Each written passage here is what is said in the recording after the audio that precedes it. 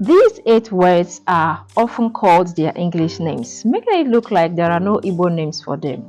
Now let us translate them to Igbo language. Number 1, wall. Wall is called mgbidi. Number 2, door. Door is called onozo. Number 3, window. Window is called mbupu.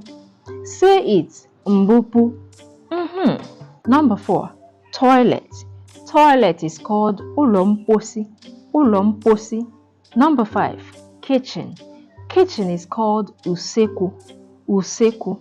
Number 6, curtain. Curtain is called akwambochi.